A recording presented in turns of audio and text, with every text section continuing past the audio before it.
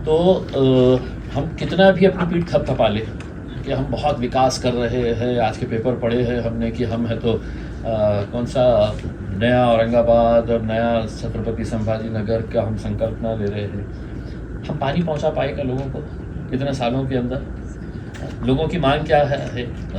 और ऐसा कौन सा रॉकेट साइंस है कि जायकवाड़ी डैम हमारा पानी से लबालब भरा हुआ है, इतनी बारिश होने के बावजूद हमें जायकवाड़ी डैम के गेट्स खोल के पानी को है तो बहाना पड़ रहा है इसमें, और हम वो 50 किलोमीटर की लाइन यहाँ तक लेके नहीं आ रहे हैं इसमें। तो कोई रॉकेट साइंस है नहीं इसके अंदर, इसमें सिर्फ कमर्शियल इंटरेस्ट सबके इन्वॉल्व है इसमें।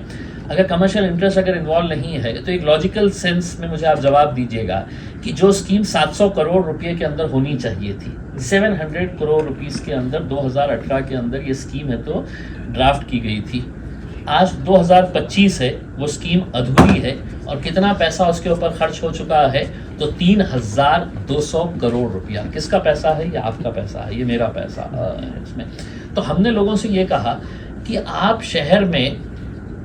महीने में 3 दिन 4 दिन पानी दे रहे हैं, किसी के पास 8 दिन के बाद आ रहा है, किसी के पास 6 दिन के पास, किसी के पास 10 दिन के बाद पानी आ रहा है, तो आप महीने में 4 दिन दे रहे हैं, 5 दिन दे रहे हैं, 6 दिन पानी दे रहे हैं करके, लेकिन टैक्स आप पूरे महीने का ले रहे हैं। तो हमने ये वो किया है कि अगर हम महानगर पालिका के अंदर आते हैं तो हमारा दूसरे नंबर का ठहराव ये रहेगा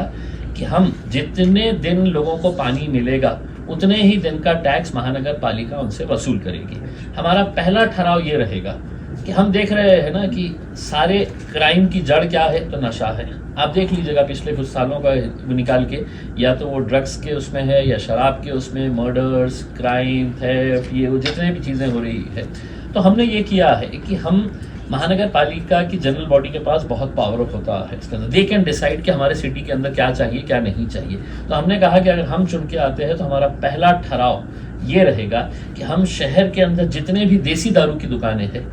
वो या तो बंद करवाएंगे या उसको म्युनिसिपल कॉर्पोरेशन लिमिट्स के बाहर है तो हम ट्रांसफर करवाएंगे, and this the municipal corporation can do. तो हमने है तो हमारे होर्डिंग्स इस वजह से लगाए कि कम से कम इलेक्शन आए तक लोगों में इस बात की चर्चा हो, वरना इलेक्शन आया तो फिर क्या हो जाता है कि ये हिंदू है, ये मुसलमान है, ये दलित है, ये ब्राह्मण है, ये जैन है, ये अलग जात का है, तो ये जात धर्म के नाम के ऊपर फिर इलेक्शन का मुद्दा आ जाता है और हम रियल मुद्दों के ऊपर फोकस ही नहीं। अब हम चाह रहे हैं कि 2-3 महीने लोगों ने चर्चा करें कि इम्तियाज जलील ने जो होर्डिंग लगाया है हम उसका साथ देंगे। सत्ता के बाद